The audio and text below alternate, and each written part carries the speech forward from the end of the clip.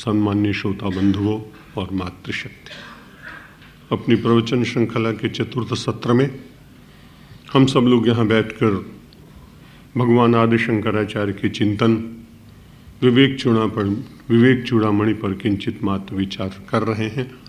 आइए मन की वृत्तियों को पुनः एकाग्र करने के लिए भगवान का पवित्र नाम लें और फिर अपनी स्वाध्याय यात्रा को आगे बढ़ाने का प्रयत्न किया जाए। श्री राम जय राम जय जय राम।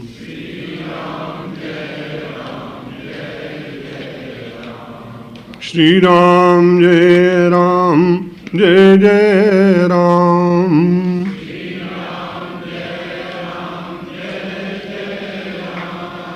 श्री राम जय राम जय जय राम।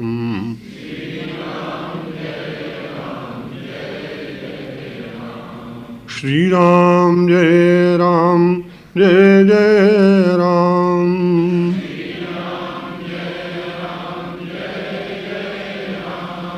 श्री राम जय राम जय जय राम।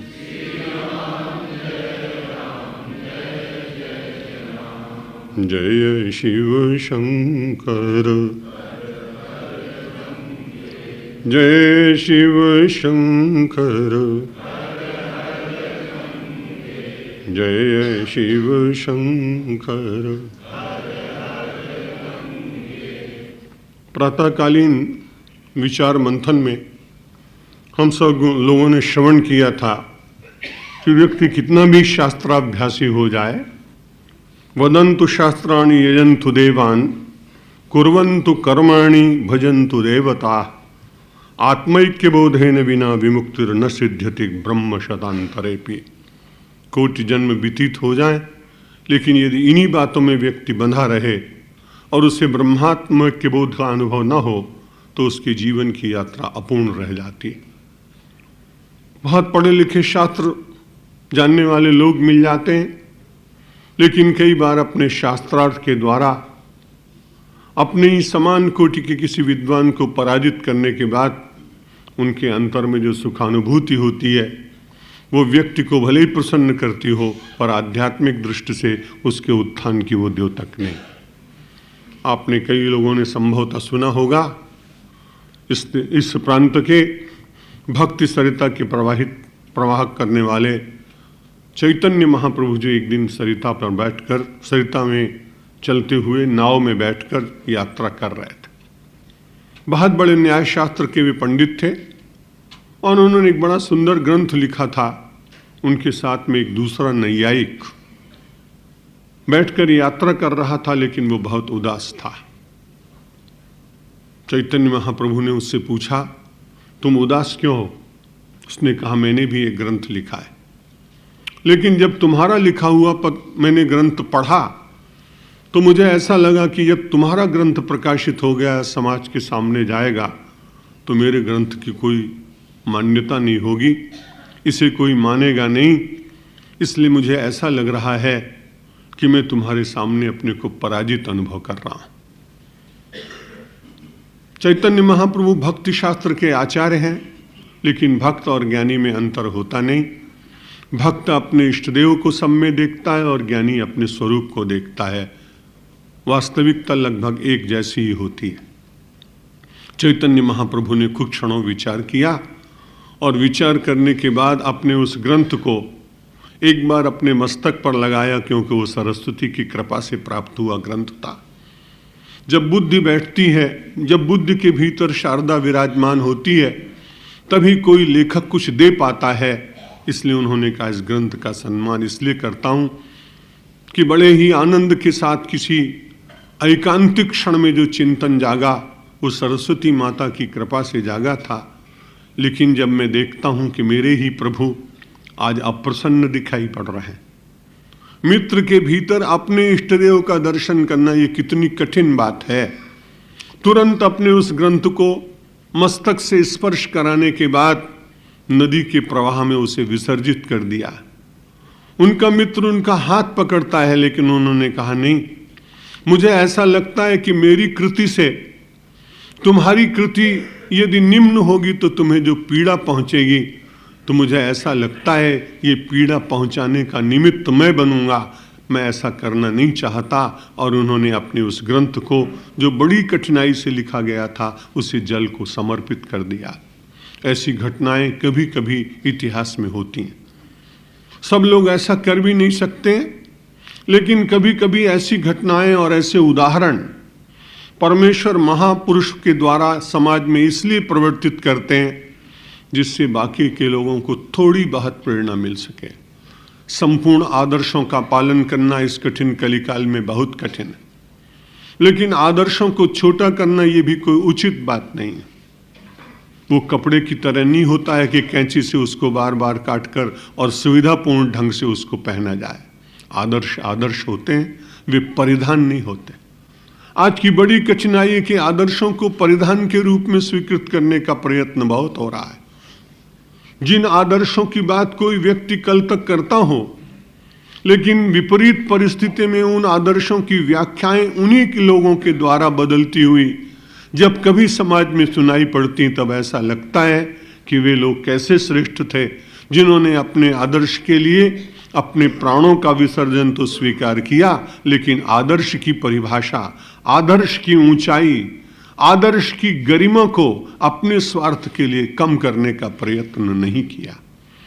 भगवान आदि शंकराचार्य कहते हैं, शास्त्र का अभ्यास बहुत अच्छा है, लेकिन यदि शास्त्र व्यक्ति के अहंकार की वृद्धि में हो और समाज के बीच में केवल स्व की प्रतिष्ठा का साधन बन जाए, तो वो शास्त्र निश्चित रूप से बंधन का कारण ही हो जाएगा।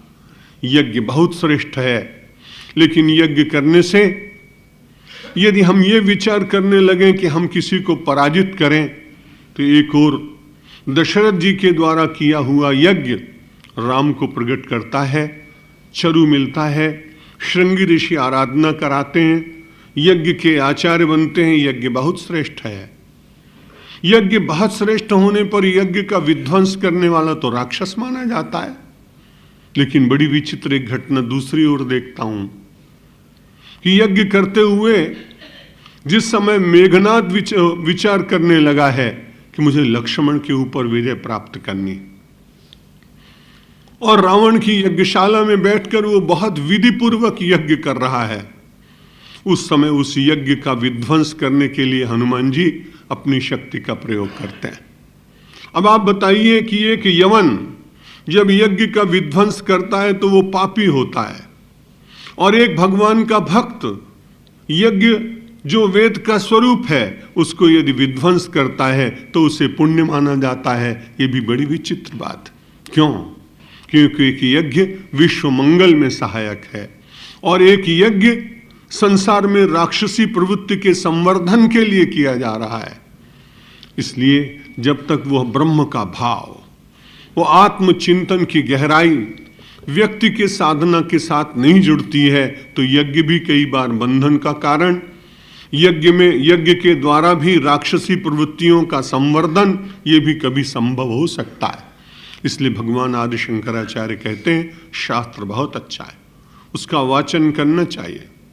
यज्ञ बहुत अच्छा है, यज्ञ करना चाहिए। देवताओं का पूजन करना ये बहुत अच्छी बात है। कर्म करना, कर्मकांडात्मक जीवन में अनेक प्रकार के पूजा विधानों को स्वीकार करना, ये भी अच्छी बात है। लेकिन उस सब के पीछे सर्वश्रेष्ठ बात क्या है? उन सब का लक्ष्य क्या होना चाहिए कि ये सब करते करते इनका पर्यवसान कहाँ होना चाहिए?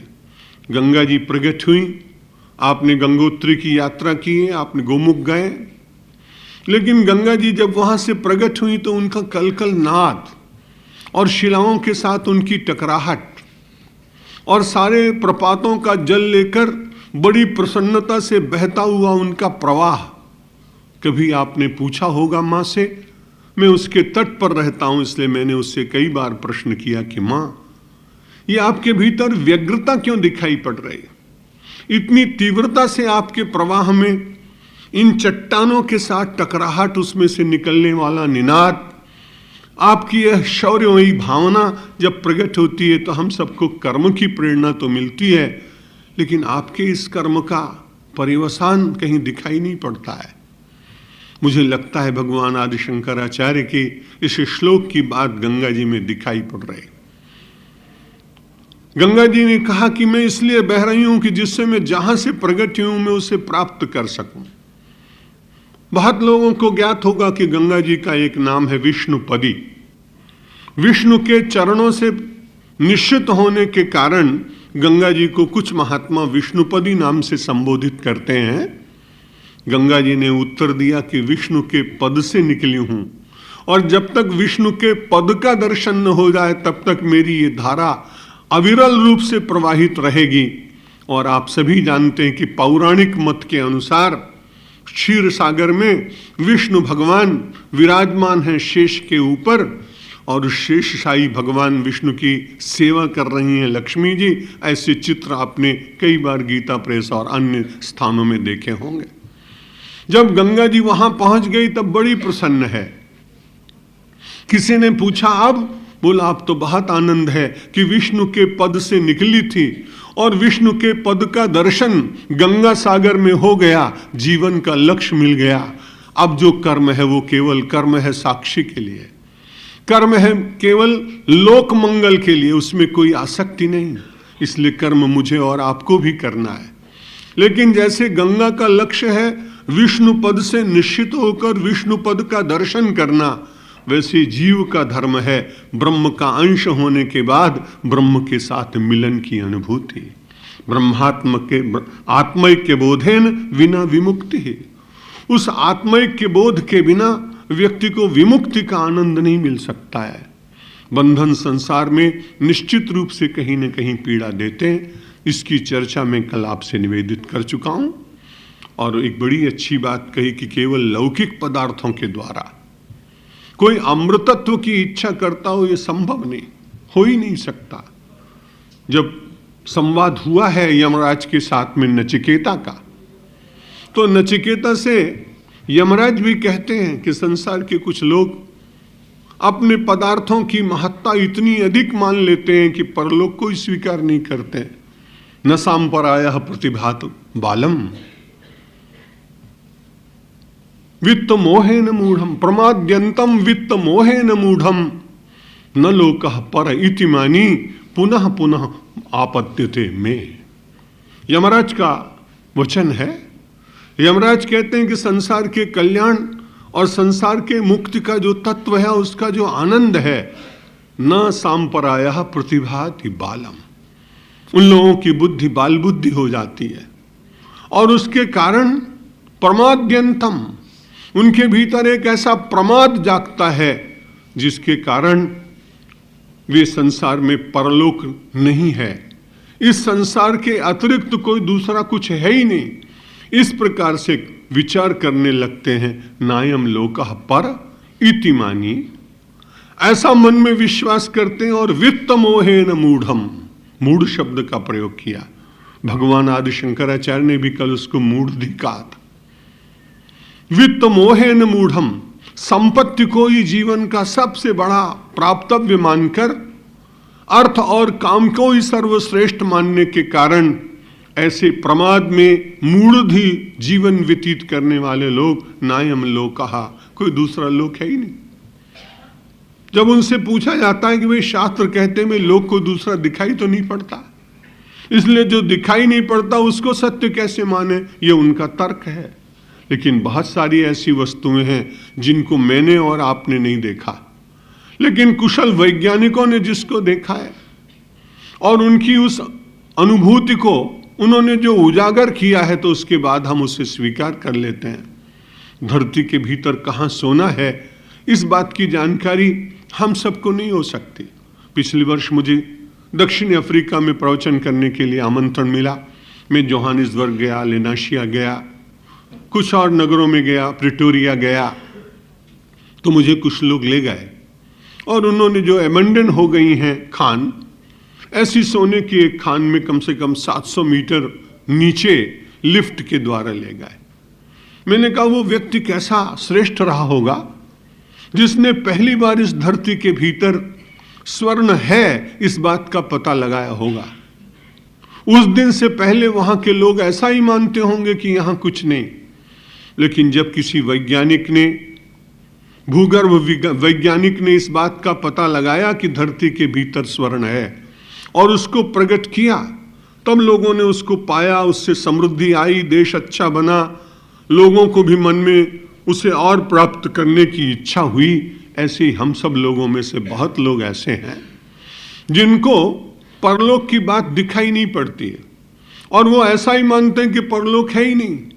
जैसे स्वर्ण की जानकारी न होने पर वह पिछड़ा हुआ देश अंग्रेजों के जाने से पूर्व सोने का कोई उपयोग नहीं कर पाया, पता भी नहीं लगा पाया, ठीक इसी प्रकार से मूढ़ बुद्धि व्यक्ति कई बार इस लोक के अतिरिक्त कोई दूसरा लोक है ही नहीं, अध्यात्म के द्वारा सिद्ध होने वाली अंतर यात्रा कोई यात्रा है ही नहीं, जागतिक सुखों के अतिरिक्त कोई परम सुख है ही नहीं। प्रमाद्यंतम वित्त मोहेन मूढ़म, जागतिक पदार्थों के कारण उत्पन्न हुए मोह के कारण नायम लोकः, अयम लोकः परलोकः नास्ति इति मानी, ऐसे मानने वाले लोगों के लिए। और यमराज कहते हैं पुनः पुनः वशमापद्यते में, ऐसे सीमित बुद्धि वाले लोगों को मुझे बार बार संसार में भेजना पड़ता है। भगवान आदि शंकराचार्य ने हम सब लोगों को अपने विवेक चूड़ामणि के तत्व ज्ञान के द्वारा अपने मूढ़त्व के विनाश का संदेश दिया और ये भी कहा कि केवल वित्त के द्वारा और बाहरी पदार्थों के द्वारा व्यक्ति अमृतत्व को प्राप्त नहीं कर सकता है।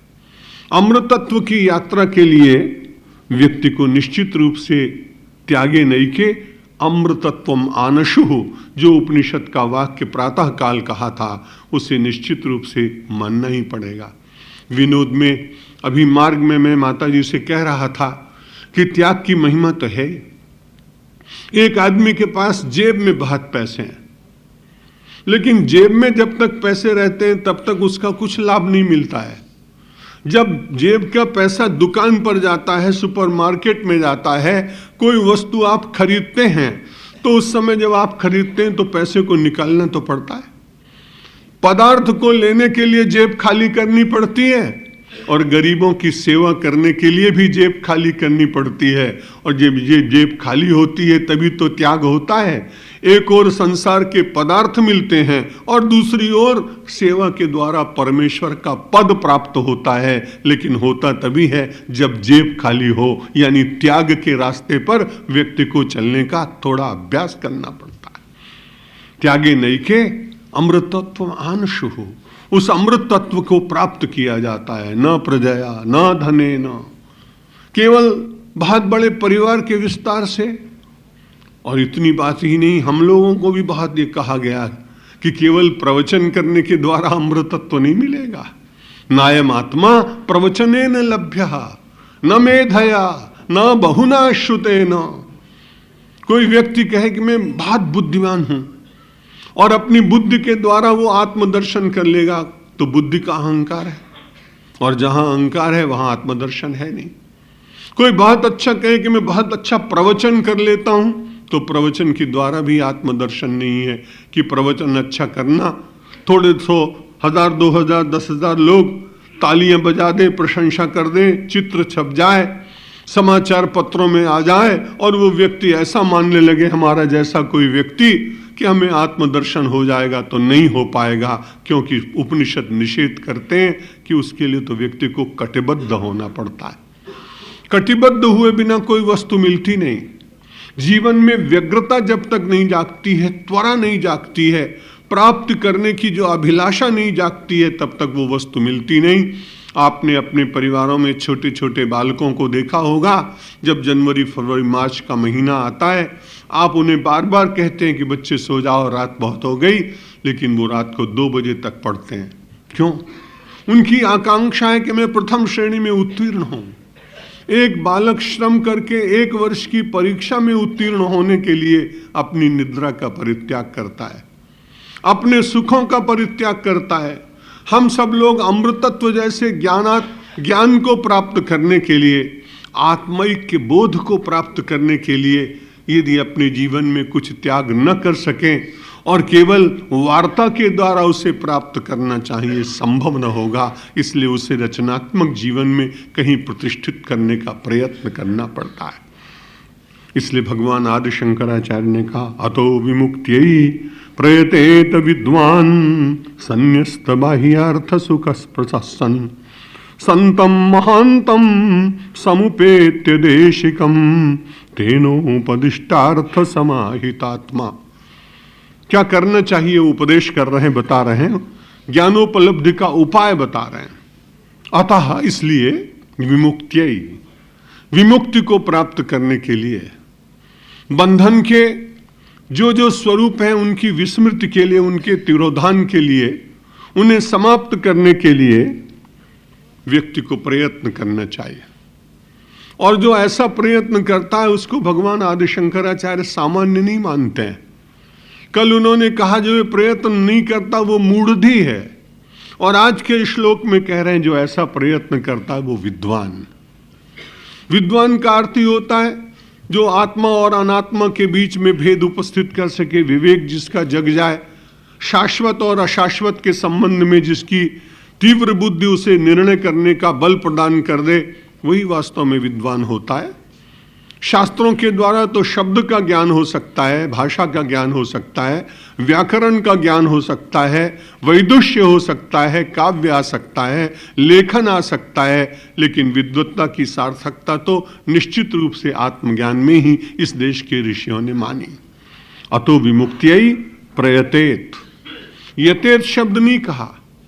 संस्कृत भाषा की अपनी विशेषता है, वो कहते हैं विशेष प्रयत्न करना। सामान्य वस्तुओं के लिए यत्न किया जाता है और आत्मदर्शन करने के लिए व्यक्ति को प्रयत्न करना पड़ता है। प्रयत्न करते समय व्यक्ति को संसार की अन्य वस्तुओं का विस्मरण होता है। स्वामी जी महाराज, अखंडानंद जी महाराज अत्यंत महापुरुष थे, श्रेष्ठ विद्वान और तत्वदर्शी महापुरुष। उन्होंने अपने किसी प्रवचन में एक बात कही कि आदमी को कितना प्रयत्न करना चाहिए, और उन्होंने एक घटना का वर्णन किया कि जब वो कभी सौराष्ट्र में प्रवचन करने के लिए गए तो उनकी शोभा यात्रा निकली। शोभा यात्रा में सभी लोग उनको पुष्पहार पिन्हा रहे थे और जितने दुकानदार थे बड़ा बाहर निकल कर उनका वंदन कर रहे थे, लेकिन एक व्यक्ति को उन्होंने देखा कि वो उठा नहीं, और उसके हाथ में पीतल की एक फुकनी थी जिससे वो फूंक फूंक करके अपने हाथ के ऊपर रखे हुए एक किसी मृत्तिका के पात्र में सोने की एक छोटी सी डली थी, वो उसको गला रहा था। दूसरे दिन जब वो दर्शन करने के लिए गया तो स्वामी जी उसको पहचान गए। उन्होंने कहा भाई सब लोग बाजार में लोग निकले, तुम नहीं आए, लेकिन तुम्हारा चेहरा मैंने पहचान लिया, तुम बड़े तल्लीन थे। उसने कहा हमारा क्षमा करिए, यदि मैं आपका दर्शन करने लगता तो जितना मेरा वो सोना गल गया था ना, वो फिर से कड़ा हो जाता और मेरा सारा प्रयत्न व्यर्थ चला जाता। इसलिए मैं इस प्रयत्न में था कि ये जल्दी तरल हो, और तरल बनने के बाद जिस आभूषण की मुझे आकृति देनी थी उस ढांचे में इस गले हुए सोने को मुझे डालना था, और उसमें जरा भी विलंब हो जाता तो मेरा एक कार्य सिद्ध न होता। इसलिए मैंने सोचा मैं महाराज के दर्शन बाद में करूंगा, लेकिन जो मेरा प्रयत्न इतना है वो व्यर्थ न जाए। जो मैं आकृति देना चाहता हूं आभूषण को, वो मेरा तभी हो सकता था संभव कार्य कि यदि मैं उसमें पूरी तरह से प्रवृत्त रहता। घटना बड़ी छोटी थी, उसका आभूषण भी बन गया, लेकिन एक बड़ी प्रेरणा हम सब लोगों को दे गई ये घटना कि हमारा प्रयत्न इतना होना चाहिए कि जब तक हमारा मन गल न जाए, और जब वो गल जाए तो उसमें आकृति बने अपने इष्टदेव की, अथवा संसार का परित्याग कर उसमें आत्मा का दर्शन होने लगे। इतना प्रयत्न व्यक्ति का जब निरंतर होता रहेगा तो उसका चरितार्थ, उसका फलितार्थ व्यक्ति को निश्चित रूप से अनुकूल मिलेगा। इसलिए भगवान आदि शंकराचार्य कहते हैं अतो विमुक्त्यै प्रयतेत। मनुष्य यत्न करे, यत्न करने के बाद धीरे धीरे उसको प्रयत्न करे। आप सब लोगों ने बहुत बार विमान की यात्राएं की हैं, कितनी तेजी से पहले दौड़ता है, फिर वैक्यूम एकत्रित जब होता है तो उसके बाद एकदम से वो अपने सहयात्रियों को कहता है कि पेटी बांध लीजिए, अपने कर्मचारियों को कहता है कि आप बैठ जाइए, लेकिन उसे दौड़ना पड़ता है, और उतना दौड़ने के बाद में फिर वो खड़ा होता है विमान, फिर उसके भीतर शक्ति भरने के बाद वो फिर से ऊपर उड़ता है। मुझे लगता है ये सारी लौकिक घटनाएं मुझे आपको प्रेरणा देती हैं कि व्यक्ति को अध्यात्म के मार्ग पर शक्ति का संग्रह करते हुए आत्मा के आकाश में उड़ान भरने की तैयारी करनी चाहिए, और उसका आनंद संसार में सर्वोपरि है और वो अनुभूति जन्य है। शब्द उसको पूरी तरह से प्रकट नहीं कर सकते हैं। अतो विमुक्त्यै प्रयतेत विद्वान संन्यस्त्य बाह्यार्थ सुख स्पृह सन। ये बात कही उन्होंने कि वस्तुओं का संन्यस्त बाह्यार्थ, बाह्य वस्तुएं जितनी हैं उनको छोड़ा जाए। ये बात बड़ी कठिन है और ये बात कहना सरल है, लेकिन आज हम संसार की वस्तुओं का पूरी तरह से परित्याग नहीं कर सकते हैं। इसलिए एक शब्द बड़ा अच्छा ही कह दिया। शायद 21वीं शताब्दी और 20वीं शताब्दी के हम सब लोगों के लिए जो उतने मनोबल और इच्छा शक्ति के धनी नहीं रह गए हैं, उनके लिए उन्होंने कहा चलो पदार्थ मिले तो उनको रखो, सुख मिले तो उनको रखो, केवल इतना ही प्रयत्न करने का यत्न करो कि धीरे धीरे उनकी स्पृहा कम होती जाए। आज प्रारब्ध की कृपा से और आपके पुरुषार्थ के फल से यदि कुछ मिल गया तो ठीक है, उसे आप रखें, लेकिन भगवान आदि शंकराचार्य कहते हैं कि उसका उपभोग करते करते अपने मन को तात्विक दृष्टि से उसकी कितनी सीमा है इसे देखने का प्रयत्न करें। वो सुख आपको कहां तक ले जा सकता है इसका विवेचन भी आप स्वयं करते रहें, और उसका लाभ ये होगा सुख तो मिलेगा, बाह्यार्थ पदार्थ भी मिल जाएंगे, लेकिन सुख स्पृहा, जो स्पृहा मानव की है, और संसार में अभिलाषा उसे कह लीजिए या आप उसे इच्छा कह लीजिए।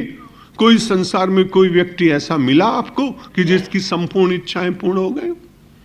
भगवान मनु ने तो बहुत पहले एक बात कही कि संसार में जितनी वस्तुएं किसी एक व्यक्ति को आप दे दीजिए, जितना धन है, जितना धान्य है, जितने पशु हैं, वो सब कुछ दे डाले तो भी एक व्यक्ति के लिए वह पर्याप्त नहीं होगी। इसलिए इति मत्वा शमं व्रजेत यत् पृथिव्याम व्रीहि यवम हिरण्यम पशवः स्त्रियः। यही सब वस्तुएं जो हमें आपके भीतर इच्छाएं जगाती हैं। यत् पृथिव्याम व्रीहि, संसार में जितने अनाज हैं, यवम जितने और धान्य हैं, यत् पृथिव्याम व्रीहि यवम हिरण्यम जितनी धातुएं हैं, पशवः, उस समय पशु में हाथी बहुत मूल्यवान माना जाता था। अगर आज कभी ये श्लोक मनु महाराज को लिखना पड़ता तो निश्चित रूप से इसमें वो हेलीकॉप्टर, विमान और कार का प्रयोग करते, क्योंकि वो अब ज्यादा मूल्यवान हो गए। यत् पृथिव्याम व्रीहि एवं हिरण्यम पशवः स्त्रियः, और संसार के जितने रूप वो किसी एक ही व्यक्ति को दे दी जाएं, एकस्यापि न पर्याप्तम। और फिर उस व्यक्ति से आप पूछिए क्यों? अब आपकी स्पृहा समाप्त हो गई, अब आप संतुष्ट हो गए, आपकी अब कोई इच्छा नहीं है, लेकिन वो कहेगा ठीक है, थोड़ी सी बाकी है, थोड़ी सी, ये तो हम सबको नचा रही है। भगवान आदि शंकराचार्य कहते पदार्थ रखिए, लेकिन स्पृहा का नियमन करने का प्रयत्न करिए, और ये मिलेगा नहीं जल्दी, ये भाव बहुत कठिनाई से मिलेगा। इसलिए इस भाव को प्राप्त करने के लिए, इस उच्च विचार को प्राप्त करने के लिए करना क्या चाहिए? संतम महांतम समुपेत्य देशिकम, किसी श्रेष्ठ महापुरुष के पास जाइए, संत के पास जाइए। यहां महंत शब्द का प्रयोग किया गया, आजकल के महंतों के प्रति नहीं, उनके पास जाना ठीक नहीं रहेगा, क्योंकि महंत का अर्थ है जिसके पास सोना हो, जिसके पास अखाड़ा हो, जिसके पास 10, 20, 50 मल्ल युद्ध करने वाले हों, जिसके पास बड़ी संपत्ति हो, जो बहुत बड़ी जमीन का मालिक हो। आज की व्याख्या में तो महंत वही होने लगा, लेकिन भगवान आदि शंकराचार्य कहते नहीं, यदि पदार्थों की दृष्टि से आप महंत की खोज करेंगे तो संभवतः आप उससे ज्यादा श्रेष्ठ निकल जाए, तो आपको उसके पास जाने की क्या आवश्यकता है?